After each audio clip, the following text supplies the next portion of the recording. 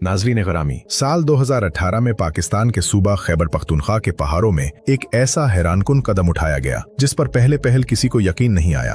हुकूमत ने लाखों छोटी मछलियों को उठाकर हिमालय और हिंदुकुश के उन बुलंद पहाड़ों की झीलों में छोड़ने का फैसला किया जहां तारीख में पहले कभी कोई मछली जिंदा नहीं रही थी। उस वक्त माहिरीन और मुकामी लोगों का यही कहना था कि ये लाखों डॉलर्स का सरासर नुकसान है, क्योंकि इन बर्फीले पानियों में मछलियां चंद दिन भी जिंदा नहीं बच सकेंगी। लेकिन ठीक 5 साल बाद इन्हीं पहाड़ों में ऐसा बदलाव आया जिसने सबको दंग कर दिया। वो नदियां और झीलें जो सदियों से वीरान पड़ी थीं, दुनिया की बेहतरीन फिशिंग साइट्स बन गईं। और वो दूर दराज देहात जहां गुर्बत का राज था, नीचे शहरों से भी ज्यादा पैसा कमाने लगे। ये सारा मंसूबा कागजी हद तक इतना अजीब था कि कोई भी सुनकर हंस पड़े। खैबर पख्तूनख्वा के महकमा फिशरीज ने फैसला किया कि ट्राउट मछली के लाखों छोटे बच्चों, जिन्हें फिंगरलिंग्स कहा जाता है, सतह समुंदर से 2000 से 4000 मीटर की ऊंचाई पर वाक़ई झीलों में डाला जाएगा। ये कोई 2-4 तालाब नहीं थे, बल्कि पहाड़ों पर फैले हुए हजारों कुदरती आबी ज़खायर थे। सबसे बड़ा मसला ये था कि इन झीलों तक जाने के लिए कोई सड़क मौजूद नहीं थी। जहां कच्ची सड़क खत्म होती थी, वहां से झील का फासला मजीद 20 किलोमीटर पैदल दुश्वार रास्तों पर था। बगैर सड़क के लाखों जिंदा मछलियों को इतनी ऊंचाई पर ले जाना बहुत बड़ा इम्तिहान था। गाड़ियां मछलियों को सिर्फ वहां तक ले जाती जहां तक रास्ता जाता था। उसके बाद मुकामी पोर्टर्स ने अपनी कमर पर ऑक्सीजन वाले वाटर टैंक बांधे और खड़ी चट्टानों पर पैदल सफर शुरू किया। कुछ झीलों तक पहुंचने के लिए मजदूरों को मुसलसल 12 घंटे ऊपर चढ़ाई करनी पड़ती थी। हर मछली उंगली जितनी छोटी थी और उसे हर हाल में जिंदा चोटी तक पहुंचाना था। पोर्टर्स के पास वक्त बहुत कम होता था, क्योंकि टैंक की ऑक्सीजन चंद घंटों तक ही चलती थी। अगर ताखीर हो जाती तो सारी मछलियां रास्ते में ही मर जाती।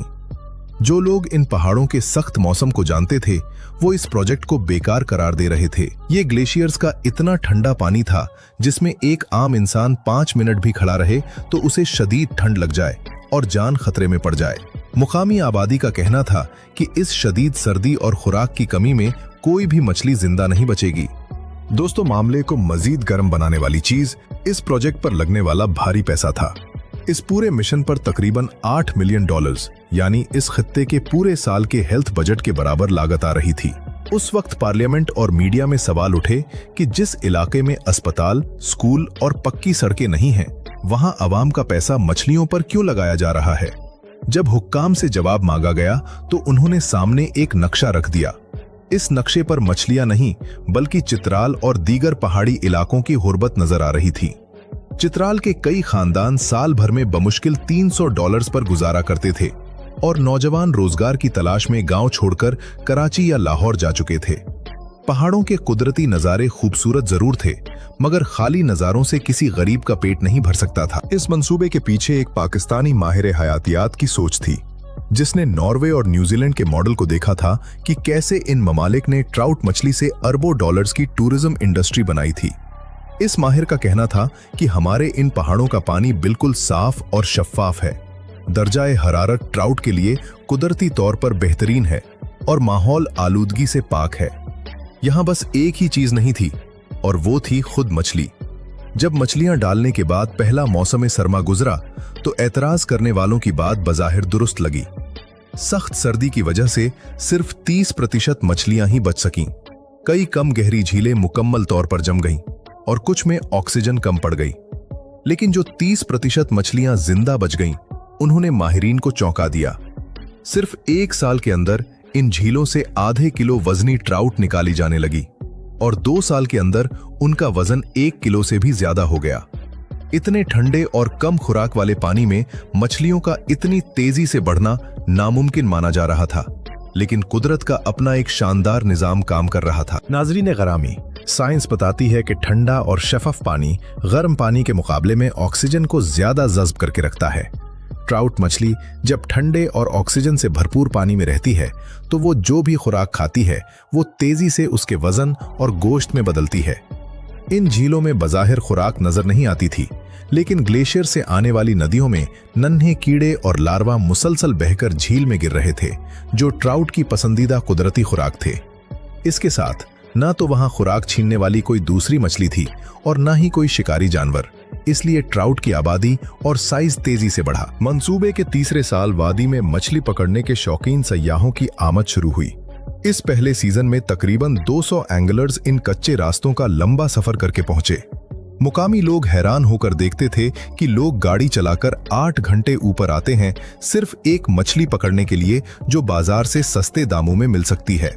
लेकिन अगले 2 सालों में हालात इतने बदले कि अकेले चित्राल के इलाके में 8000 से ज्यादा सयाह पहुंच गए।